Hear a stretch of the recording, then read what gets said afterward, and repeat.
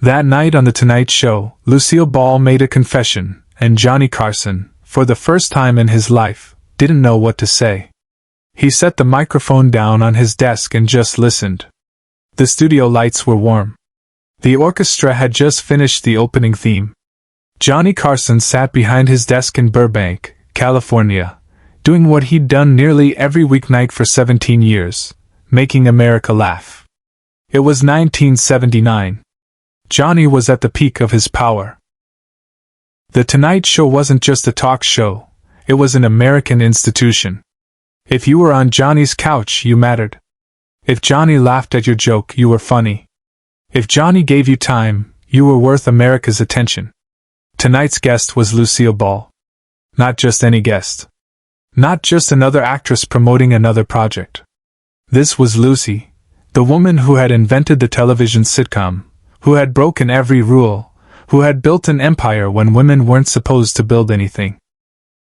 She was 68 years old, a living legend, and she didn't do many interviews anymore. But she'd come for Johnny. The audience erupted when Ed McMahon announced her name.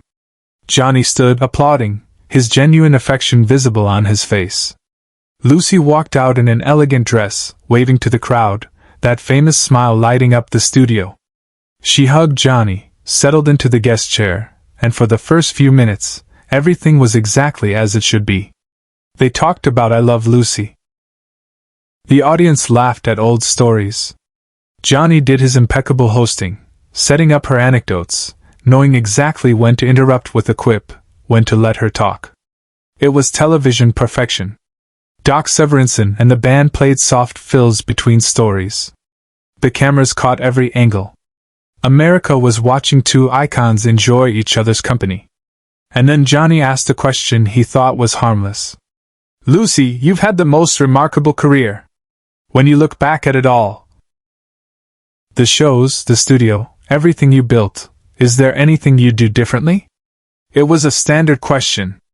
The kind designed to get a funny story or a humble brag. Johnny expected her to talk about a script she wished she'd changed, or a business decision, or maybe a joke about Desi. Instead, Lucille Ball went very still. Her smile faded.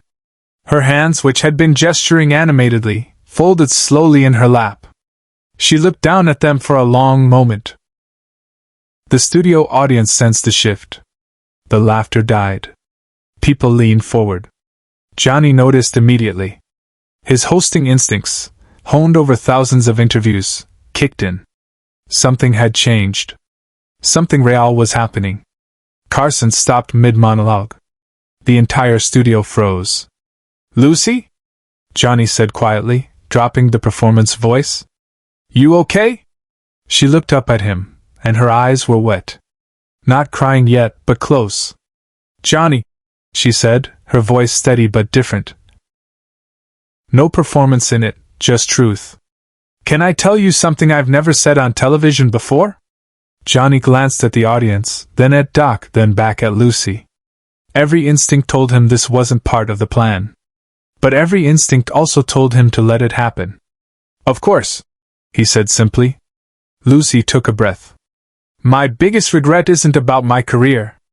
It's about my marriage. The audience went completely silent. This wasn't Lucy Ricardo. This was Lucille Ball, and she was about to say something that mattered. Everyone knows Desi and I divorced, she continued. It was 1960. Almost 20 years ago now. And everyone thinks they know why, the drinking, the fighting, the other women. All of that was true. Johnny didn't interrupt. He'd set down his blue cue cards. His hands were flat on the desk, and he was just listening.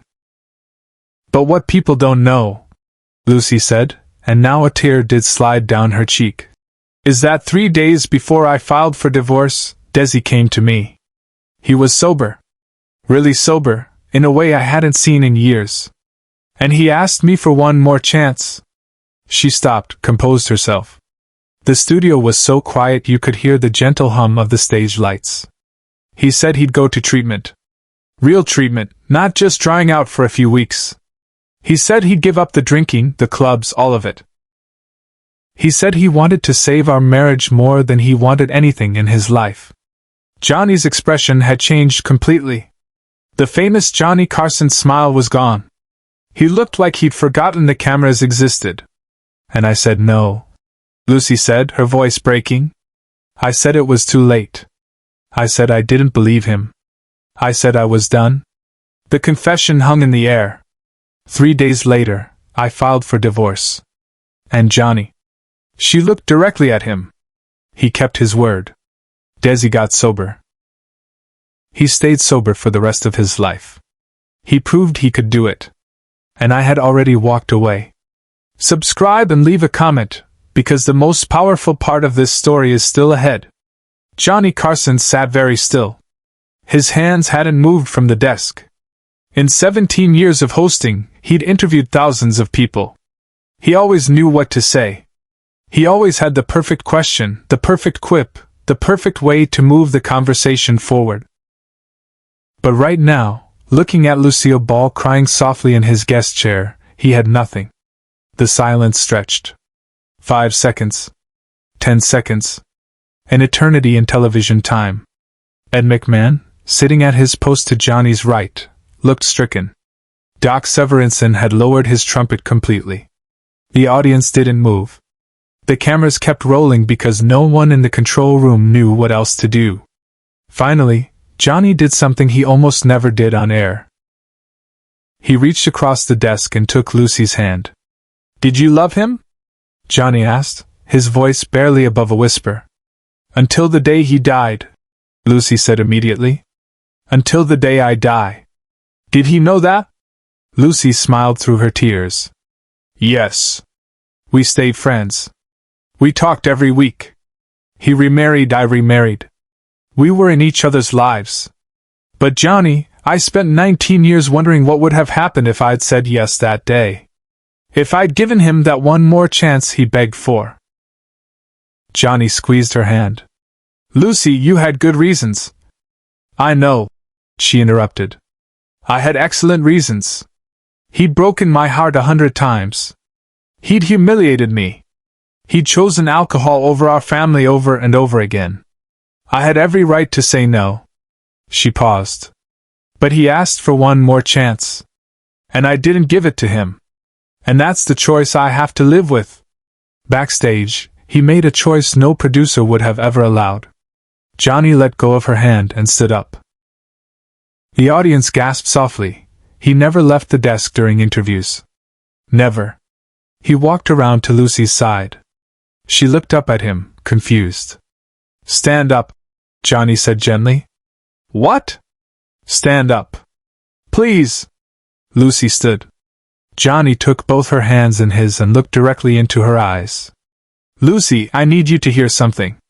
And I need this audience to hear it. And I need everyone watching at home to hear it." The cameras zoomed in. The control room held its collective breath. "You made the right choice," Johnny said firmly. "You made the only choice you could make with the information you had at that moment. You protected yourself. You protected your children. You set a boundary after years of broken promises." Tears were streaming down Lucy's face now. Johnny's eyes were wet too. "That Desi got sober afterward doesn't mean you were wrong to leave. It means he finally hit the bottom he needed to hit. And maybe he only found that bottom because you loved him enough to walk away." Lucy's knees almost buckled. Johnny caught her, held her steady. "You didn't fail him," Johnny continued, his voice thick with emotion. "He failed you. 100 times. And the fact that you still loved him, that you stayed friends with him, that you gave him grace for 19 years afterward, that's not regret, Lucy. That's extraordinary mercy." The studio erupted. Not in applause, not yet. In that collective sound of 300 people crying at the same time, Johnny signaled to document. The bandleader, tears on his own cheeks, lifted his trumpet and began to play something soft and beautiful. Just trumpet, no other instruments. The gentlest possible musical embrace. Johnny guided Lucy back to her chair. He sat on the edge of his desk, facing her, ignoring every rule of how interviews were supposed to work. "Tell me about the last time you talked to him," Johnny said quietly. And Lucy did. For the next 20 minutes she told stories about Desi. About their friendship after divorce. About watching their children grow. About the phone calls. About the last conversation they'd had before he died in 1986, just 2 years ago, when he told her he loved her and thanked her for everything.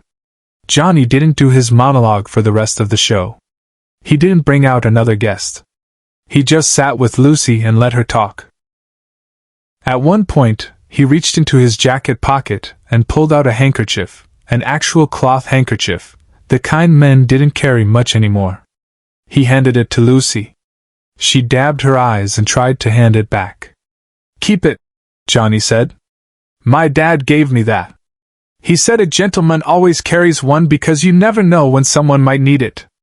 I think he'd want you to have it." Lucy clutched the handkerchief. "I can't take this."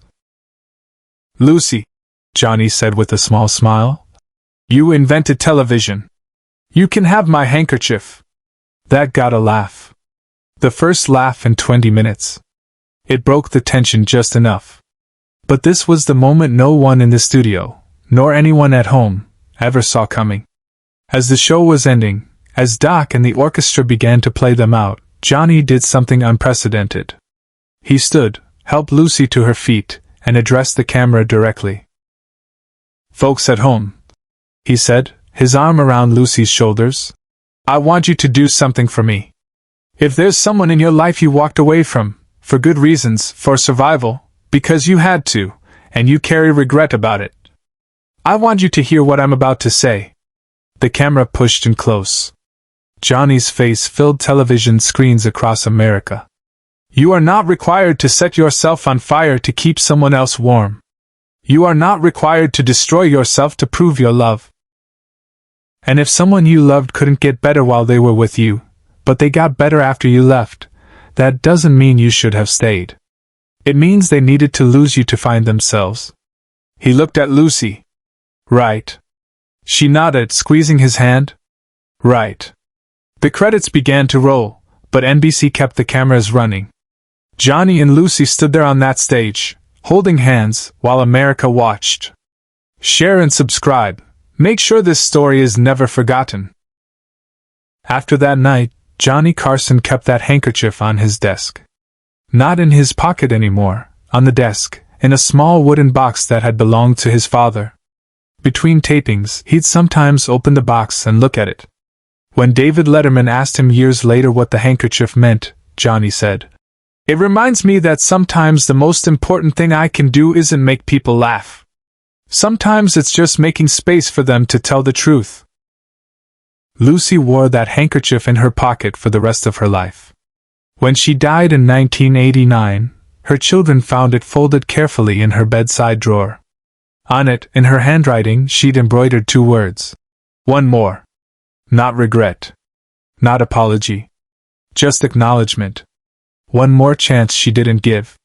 One more choice she had to live with.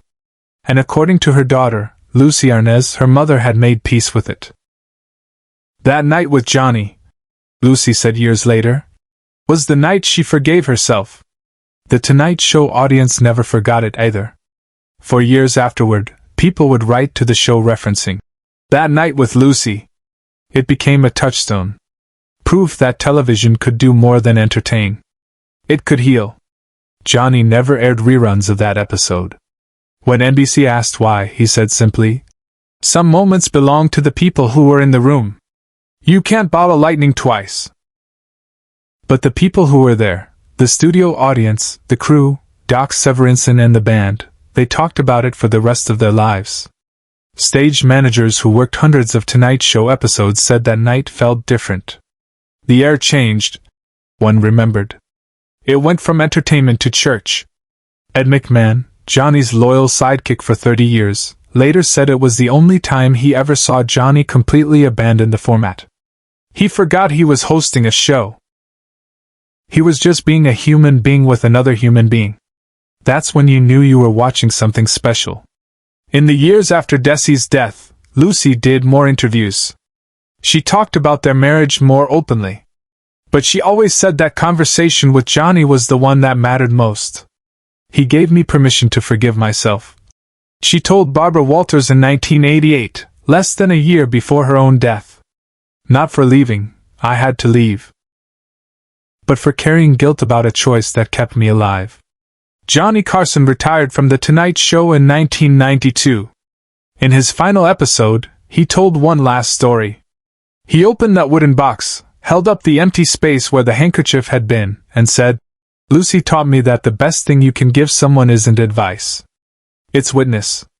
Sometimes people don't need you to fix them. They need you to see them."